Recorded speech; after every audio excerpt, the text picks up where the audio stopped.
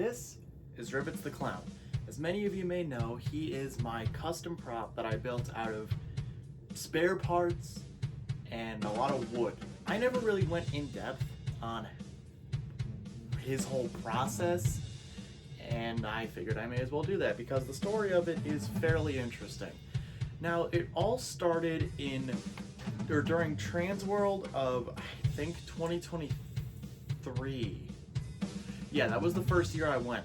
And I went there and I saw the Fright Props booth they had set up, where they were showing off all the peekaboo boards and things like that. And that made me think, because I had always kind of come up with characters in my head of like, oh, what if I could build an animatronic? Ooh. And kind of got me thinking, oh damn, with my current know-how, that might actually be possible. So I got home and I picked up some blueprints that I had of, or not blueprints, just really beta designs of a character I had come up with in my head. He didn't have a name at first. The only thing that I really had of him was that it was an old animatronic clown from an amusement park that had been left out to rot and was just in really poor shape. That's all that I really had. In terms of a design, he had like, I think at that point, he didn't have any eyes, he had a top hat, and his costume was very different.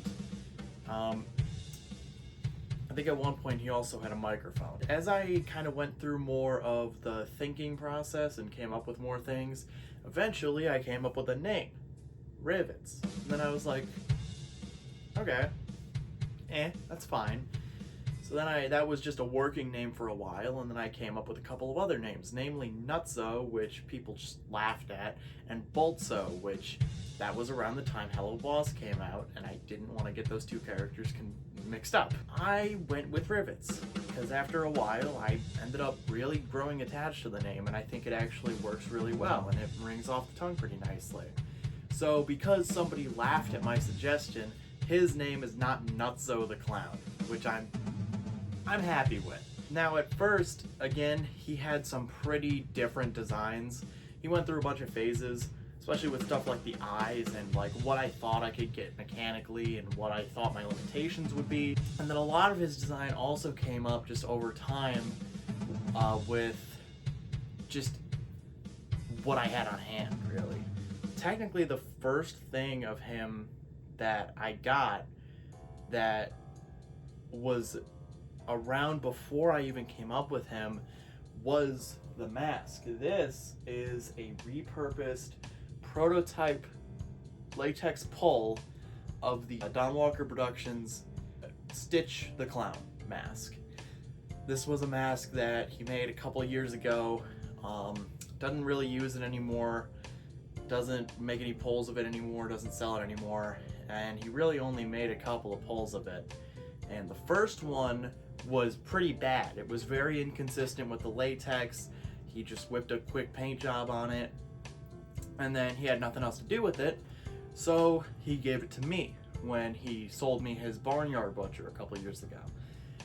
And that was the original mask, and you could see in that footage when it was still in its original shape. And I did a lot of customization to it to make it fit Rivets' character, especially around the mouth area. I did a lot of modifications so that it would be able to move in the way that I wanted it to and look a certain way that I wanted it to. I wanted it to have the appearance of being dry rotted, basically, without actually being dry rotted.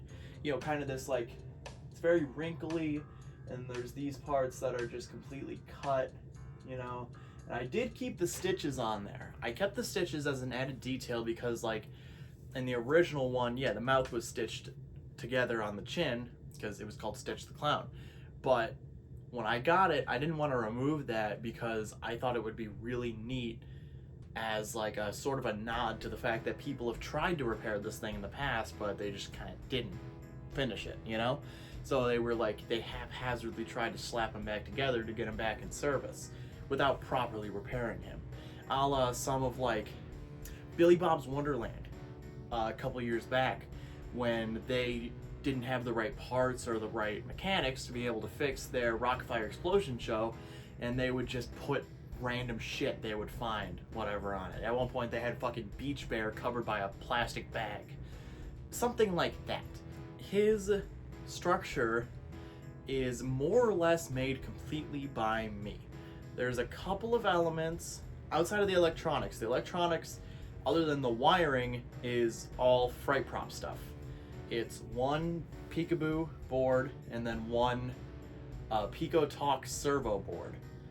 And the servo board runs his head, eyes, and mouth, and the other Peekaboo board runs the lights in his eyes and his body turn. Everything else, mechanically, wiring-wise, it's all pretty much me. The head was the first thing that I made. The head itself, the head shell, is a heavily repurposed SVI Strawman head shell. I had a spare one because my first one kind of looked like garbage, and then I got a second one, and then I was like, oh, this one looks worse. And then I fixed up my first one and it looked way nicer. So I had the head shell laying around, and I cut out all of the plastic inserts, or at least most of the plastic inserts in it, and then it was just the face. And it had giant eye holes, and because it wasn't one of the ones where they sculpt the head in plastic under the latex. It was just like a general face mold. So it had a huge gash for the mouth, huge gashes for the eyes. So I was able to fit a bunch of stuff in there. The eyes came from a spirit ball, a Gemmy spirit ball. I think it was the Turban Mad Scientist one. I had that one. I bought it from Skull Crane a couple years ago, and I parted it out because it was pretty jacked up. I used a bunch of its parts for other stuff. I've got still the box and the mask and the turban kicking around, but they're all in storage. But anyway, that's what these eyes are from, and they're pretty much unmodified.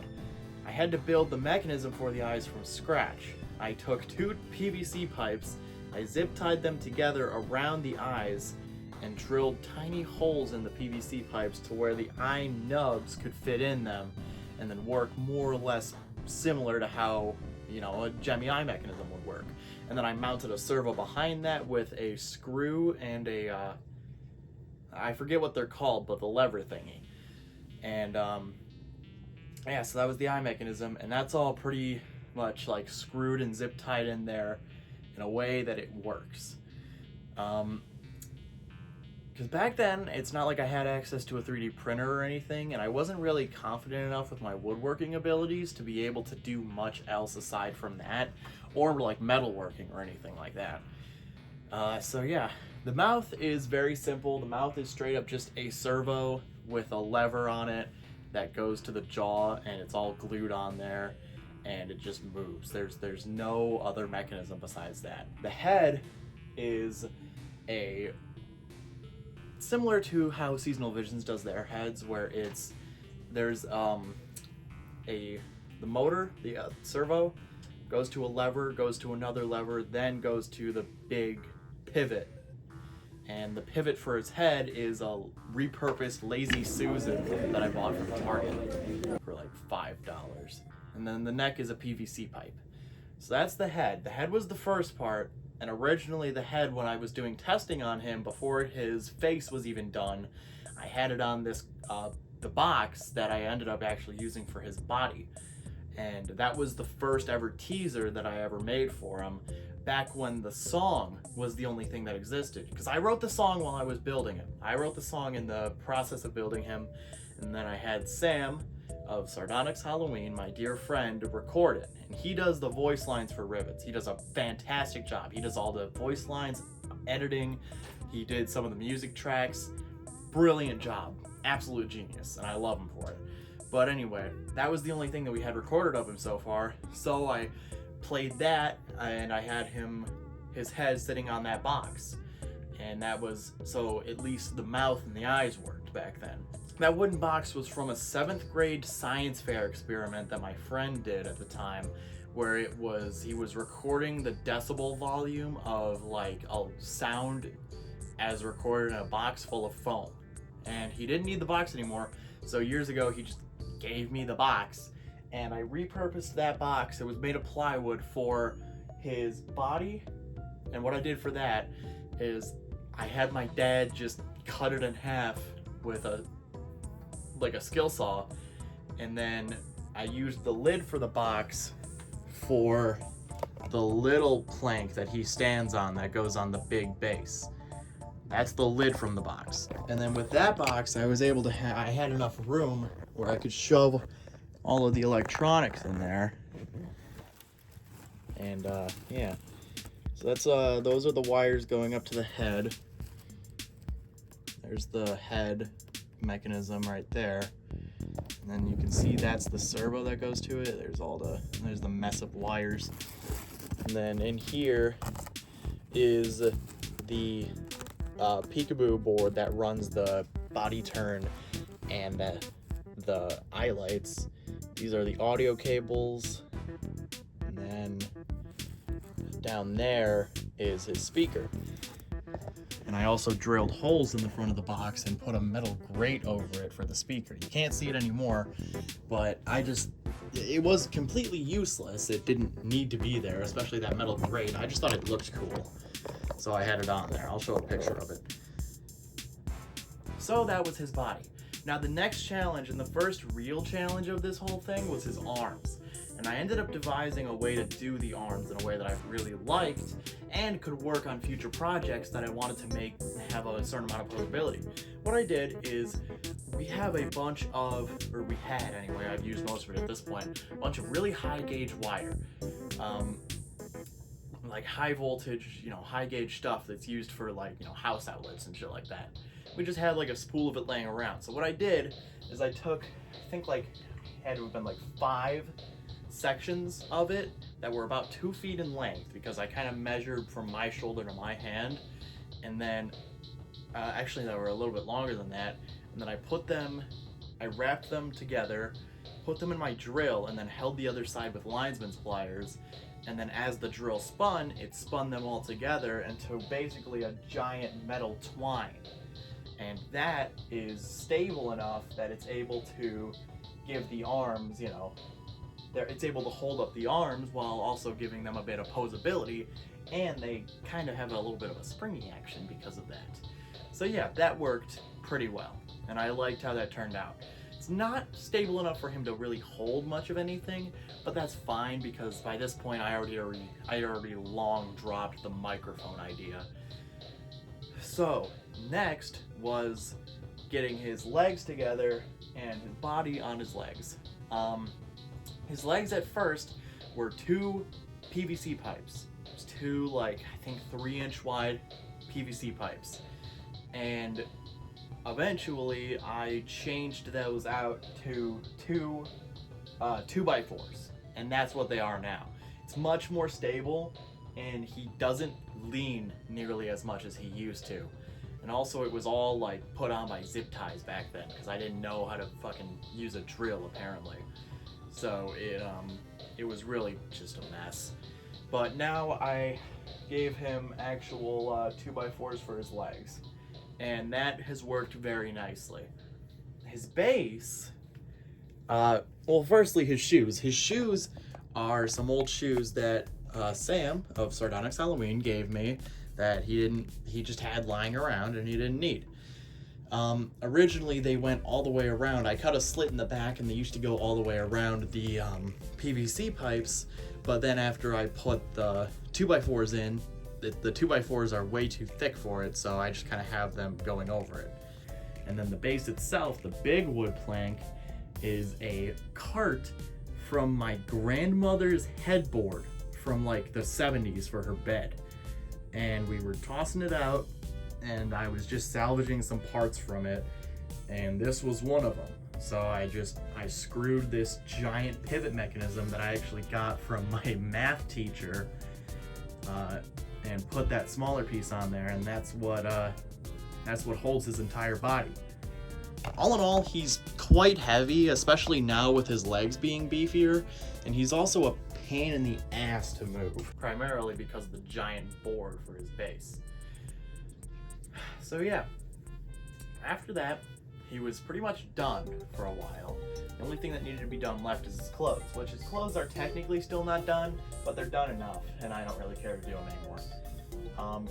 It's just the back, you can see through it.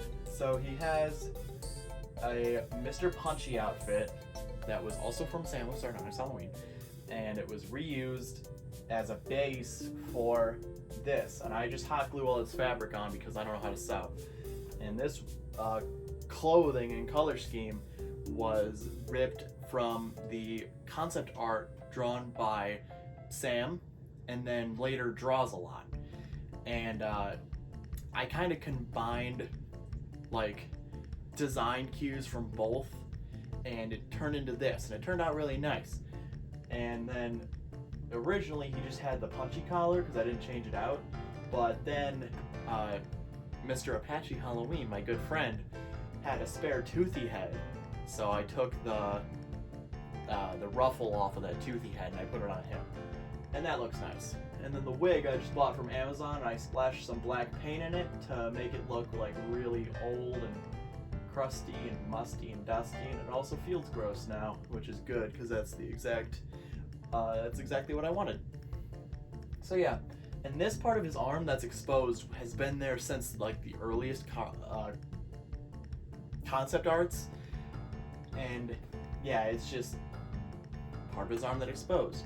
I want to make it maybe look nicer someday, so that it looks a little bit less stupid, but for the time being, I don't know, it's fine. And then his gloves are just white latex painter's gloves that I covered in black paint, and I put wires in the fingers, so they're kind of posable, especially more so on this side. Yeah, this is the side that's more posable. That side is kind of just floppy. But yeah, his pants were the last thing actually, and his pants, all they are is it's just weed fabric that I just kind of stapled on here, and it works. So yeah, that's the entire Rivets the Clown build process on the physical side of things. Yeah, his character, I wrote the first show tape, that was me completely, and Sam of course voiced it. The second and third, which I haven't shown the third one, show tapes were all Sam. I would like to write another one, I'm probably going to, but yeah, he has 3 show tapes as it currently stands, and 1 and I think 2 both have original songs. First one again was written by myself. Third one, I forget if it has a song or not, I haven't seen it in a while. But yeah, his sound system is just a speaker in his chest, and his audio I run off my iPod. It's basic, but for what it needs to be, it works. Yeah, that's really about it. He's been chilling in my laundry room for a couple of years now, just because this is the only space that he'll fit, because again, he's huge and I don't want to take him to my storage unit. And I also never had the foresight to make him modular in any way. So he's one solid thing. Other than the time when he fell and broke a lot, but outside of that, he's one thing. So you can't really take him places, at least very efficiently. So yeah. Once more content is pumped out for Rivets the Clown, it'll be uploaded onto this channel eventually. Just because, I don't know, it's fun to listen to him talk, especially with the character that Sam's given him over time. But yeah, that's really about it. Just felt like I'd talk about this for the first time because I never really documented anything. Also, this angle on him looks terrifying because unless you're standing right in front of him or his eye lights are on, you cannot see his eyes because they're so sunken in, and I love that. That was another thing that was intentional, by the way, complete side note, but if you look at some old Rockafire and just other creative engineering characters, once their masks start to wear down, the eyes, it kind of starts to get off of the face a little bit, so the eyes look really sunken in. And I always liked that. I always thought that looked really spooky. But anyway, yeah, that's about it. Later.